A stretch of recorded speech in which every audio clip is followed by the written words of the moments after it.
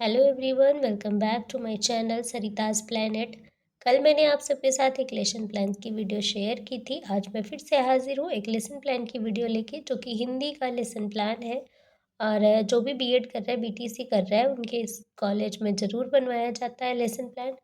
तो आप कुछ कुछ कॉलेजों में थोड़ा बहुत चेंज होता है, तो आपके यहाँ अगर इनमें से कुछ थोड़ा बहुत चेंज हो तो आप चेंज कर लीजिएगा, वरना बहुत कम ही चेंज होगा, क्योंकि लेसन प्लान ऐसे ही बनाए जाते हैं। तो चलिए वीडियो को शुरू करते हैं। उससे पहले अगर आप हमारे चैनल पे नए हैं और आपको हमारे चैनल से हेल्प मिल रही है, तो प्लीज़ हमारे चैनल को सब्सक्राइब ज़रूर कीजिएगा और बेल आइकन भी प्रेस कीजिएगा।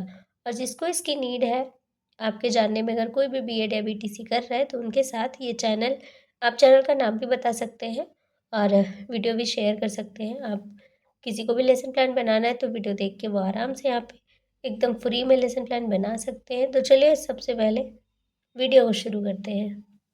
तो यहाँ पे जैसे आपने देखा है, आपको यहाँ पे पाठ्य योजना लिखनी है, ठीक है। पाठ्य योजना लिखने के बाद विद्यालय का नाम, आपके विद्यालय का नाम जहाँ पे आपको टीचिंग करनी है, आपका नाम, ठीक है। फिर डेट, जिस डेट में आप टीचिंग करने जा रहे हैं, उसके बाद विषय, फिर विषय के बाद आता है प्रकरण, क्लास, अवधि 30 मिनट, ठीक है। और लेसन प्लान बनाने से पहले कुछ उद्देश्य होते हैं, सामान्य उद्देश्य जो जो आप लिख सकते हैं, 1 से 5 या फिर 7-8 तक भी लिख सकते हैं। तो यहाँ पे मैंने 4 पॉइंट दिए हैं। पहला पॉइंट है भाषा के तत्व, वर्तनी, शब्द, मुहावरे आदि का ज्ञान प्राप्त करना। सुनकर अर्थ या भाव ग्रहण करने की योग्यता प्राप्त करना। तीसरा है विषय वस्तु तथा सॉरी तथ्य, घटनाएं, वस्तुनिहित भावनाओं तथा संवेदनाओं का ज्ञान प्राप्त करना। और चौथा पॉइंट है पढ़कर अर्थ व भाव ग्रहण करने की योग्यता प्राप्त करना। फिर आता है विशिष्ट उद्देश्य। जैसे इसका नाम ही है विशिष्ट उद्देश्य, कि जब हम कोई भी लेसन पढ़ा रहे हैं तो हमारा कोई उद्देश्य होता है कि बच्चे उससे क्या सीखेंगे।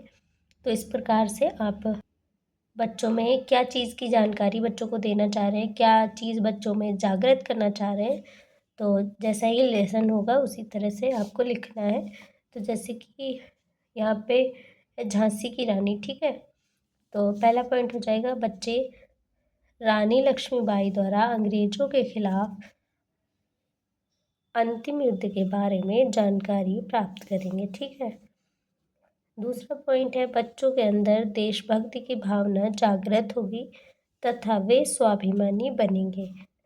अंग्रेजों के खिलाफ कूटनीतिक चालों की जानकारी प्राप्त करेंगे, ठीक है। इसके बाद आता है सहायक सामग्री। सहायक सामग्री में आज़ादी की लड़ाई में शहीद हुए वीर देशभक्तों के सामान्य चित्र भी आप बना सकते हैं, चौक, डस्टर, लपेट, श्यामपट्ट इत्यादि, ठीक है। पूर्व ज्ञान, आज़ादी की लड़ाई में भाग लेने वाले वीर महापुरुषों की सामान्य जानकारी रखते हैं, ठीक है। बच्चों को पूर्व ज्ञान है कि आज़ादी की लड़ाई में भाग लेने वाले वीर महापुरुषों की सामान्य जानकारी रखते हैं। उसके बाद आता है प्रस्तावना प्रश्न। जैसे आपके वहाँ बताया गया हो लिखने को, प्रस्तावना लिख सकते हैं या फिर प्रस्तावना प्रश्न भी लिख सकते हैं। अगर आपके यहाँ ये लिखना ज़रूरी नहीं बताया गया तो आप इसे हटा भी सकते हैं, ठीक है। तो यहाँ पर क्या होता है कि आपको इस तरह से प्रश्न पूछने हैं कि आपको अपना प्रकरण निकलवाना है और लास्ट क्वेश्चन में बच्चों को समस्यात्मक प्रश्न बनाना है बच्चों के लिए, ठीक है। और जितने भी क्वेश्चन पूछने हैं, 1 से मैक्सिमम 3 पूछ सकते हैं, वैसे आप 5 में भी प्रकरण निकलवा सकते हैं। तो और जो भी आंसर आएगा, सारे क्वेश्चन एक दूसरे से रिलेटेड होने चाहिए। जैसे पहला प्रश्न है और उसका उत्तर है, तो उत्तर से नेक्स्ट क्वेश्चन बनना चाहिए। तो यहाँ पर पहला क्वेश्चन है तुम्हारे देश का क्या नाम है, बच्चे उत्तर देंगे भारत। फिर अगला क्वेश्चन बनेगा भारत किन किन विदेशी शक्तियों का गुलाम था, मुगलों का, अंग्रेजों का इत्यादि।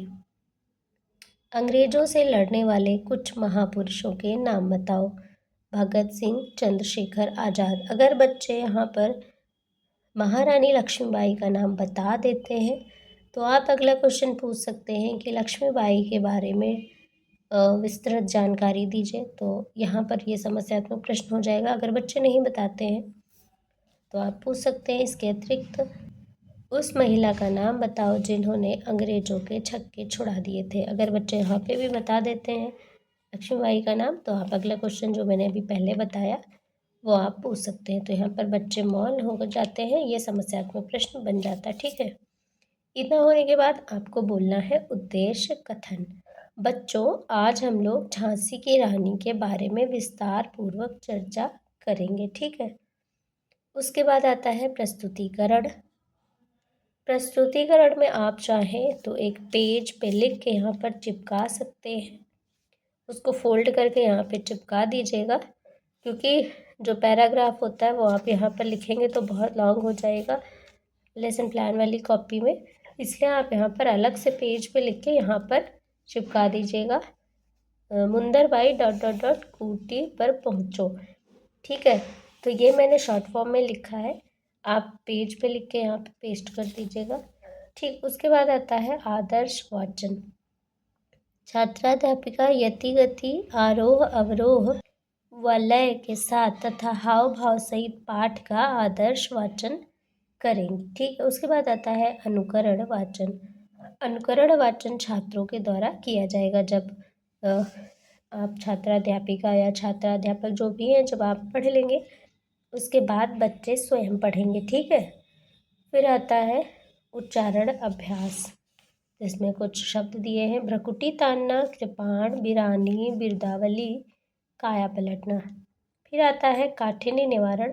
जो भी हमने पढ़ाया है उसमें कुछ शब्द आते हैं जो टफ होते हैं, उनका अर्थ बताना है। तो यहाँ पर जैसे कि है विगुल। विगुल का मतलब होता है सेना को एकत्रित करने के लिए बजाया गया बाजा। ठीक है, फिर आता है नवाकर। नवाकर का मतलब होता है झुकाकर कंठा। बड़े मनकों की माला, हुजर, अबू आरोही। भास्मन मतलब प्रकाशित। फिर आता है निरीक्षण कार्य। जब छात्र श्यामपट्ट कार्य अपनी उत्तर पुस्तिका में कर रहे होंगे तब अध्यापक कक्षा में निरीक्षण करेंगे। मतलब जब आप श्यामपट्ट पे लिखेंगे और उसके बाद आपको क्लास में एक जगह नहीं खड़े रहना है, आपको पूरी क्लास में घूम घूम के निरीक्षण करना है। ठीक है, बोधात्मक प्रश्न। रानी लक्ष्मीबाई ने देशमुख को क्या आदेश दिया? नेक्स्ट क्वेश्चन है अंग्रेज जनरल क्यों सावधान और परेशान था? अंग्रेजों के व्यूह पर प्रहार किसने किया? श्यामपट्ट कार्य। श्यामपट्ट कार्य में यहाँ पे जैसे लिखा है श्यामपट्ट कार्य पे काठिन्य निवारण ही श्यामपट्ट कार्य होगा, तो आप जिन शब्दों का उत्तर बताएंगे वही हो जाएगा। ठीक है, उसके बाद आता है मूल्यांकन प्रश्न। मूल्यांकन प्रश्न में यहाँ पर हमने 3 क्वेश्चन दिए हैं। मुंदरबाई उदास क्यों थी? रानी ने रामचंद्र देशमुख को क्यों आने दिया? जूही ने अंग्रेजी सेना का मुकाबला कैसे किया? फिर आता है गृह कार्य। आप कोई भी लेसन प्लान पढ़ाएंगे उसमें गृह कार्य देना बिल्कुल अनिवार्य है। तो यहाँ पर रानी लक्ष्मीबाई के पराजय के कारणों को संक्षेप में लिख कर लाना। तो गृह कार्य कंप्लीट होने के बाद आप कुछ जो भी क्लास में आपके जो टीचर बैठे होंगे, आपको देख रहे होंगे पढ़ाते टाइम, वो यहाँ पर टिप्पणी देंगे, कुछ पॉइंट्स लिखेंगे, जैसे आपने कैसा पढ़ाया है, कॉन्फिडेंस कैसा था, ऐसे ही 2-3 पॉइंट, और यहाँ पर वो साइन करेंगे, यहाँ पर आपके साइन होंगे। तो इस तरह से ये लेसन प्लान कंप्लीट हो जाता है। अगर आपको कोई और टॉपिक से रिलेटेड कोई वीडियो चाहिए तो आप मुझे कमेंट सेक्शन में बता दीजिएगा। आज के लिए बस इतना ही, फिर मिलेंगे नेक्स्ट वीडियो में। जय हिंद, जय भारत।